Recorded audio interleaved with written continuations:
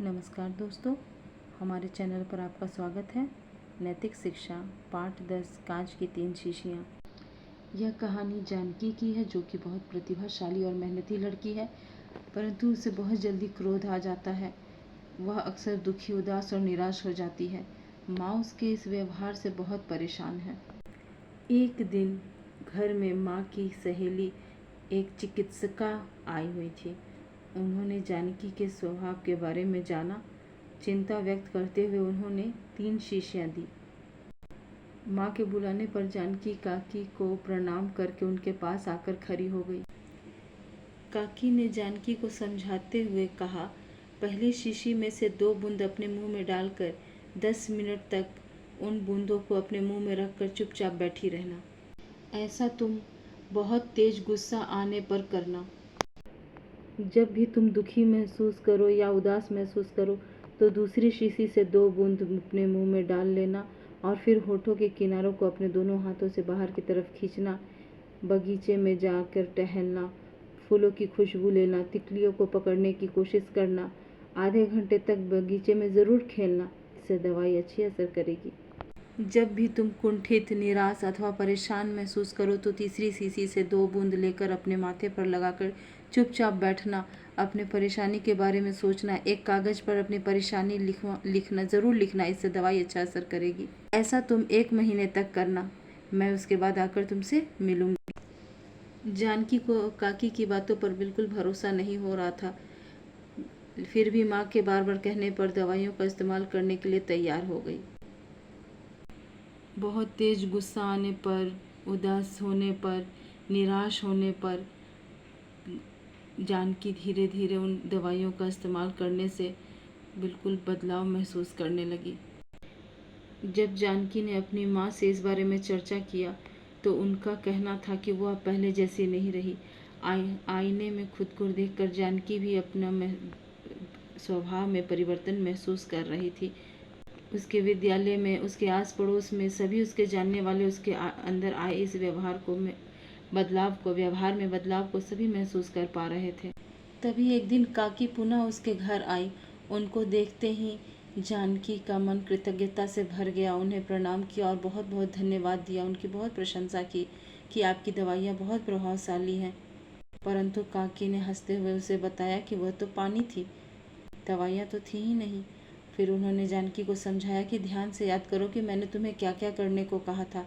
चुप बैठने को, बगीचे में टहलने को और अपनी परेशानियों को लिखकर समझने लिखने के लिए कहा था। अपने 10 मिनट चुपचाप बैठने से तुम्हारा वाद विवाद खत्म हो गया। बगीचे में टहलने से, खुशबू लेने से, व्यायाम करने से तुम्हारे मन की उदासी चली गई। इसी तरह कुंठित या निराश होने पर या परेशान होने पर तुम्हें अपनी परेशानी लिखने को कहा, जिससे तुम अपनी परेशानी की कारण जान जाओ और उसको आसानी से समझ सको। कई बार जब हम अपनी परेशानी का कारण नहीं जानते तो हम व्यर्थ ही परेशान होते रहते हैं।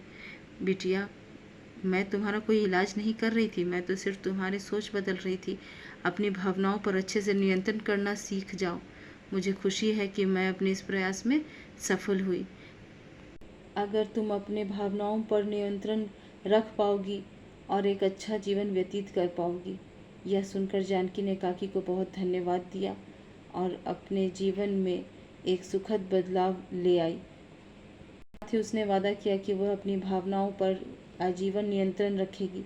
बच्चों, मैं उम्मीद करती हूँ कि आप भी अपनी भावनाओं जैसे क्रोध, लोभ, कुंठा, निराशा अथवा उदासी इत्यादि पर नियंत्रण करना सीखेंगे तथा अपनी भावनाओं के गुलाम नहीं बनेंगे। प्रश्न 1। हाँ, हम इस कथन से सहमत हैं। भावनाओं पर नियंत्रण के लाभ। इससे हम सफल और सुखद जीवन जी सकते हैं। हमारे परिजनों का सकारात्मक व्यवहार रहता है। हमें सही फैसले लेने में मदद मिलती है।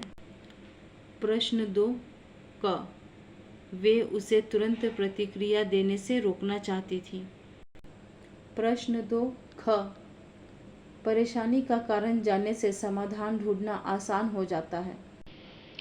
प्रश्न 3 क्या आप उदास बने रहते हैं? कभी कभी। क्या आप हर छोटी से छोटी नाकामी पर निराश हो जाते हैं? कभी नहीं। क्या आपको आसानी से क्रोध आ जाता है? कभी कभी। क्या आपको अपनी भावनाओं पर काबू पाना मुश्किल लगता है? कभी नहीं। क्या आपको दूसरों की प्रशंसा अथवा कामयाबी पर ईर्ष्या अथवा कुंठा होती है और आप सकारात्मक नहीं रह पाते हैं? कभी नहीं। 1 से 5 तक के सभी प्रश्नों के अंकों का योग 7। एक ये, दूसरा ये, तीसरा ये। आपकी प्रतिदिन की भावनाओं को दर्शाने के लिए सबसे उचित है दुखी, उदास, खुश, परेशान, हैरान, चिंतित, उत्साह, कंठित, गुस्से में। इसमें खुश, चिंतित और उत्साहित।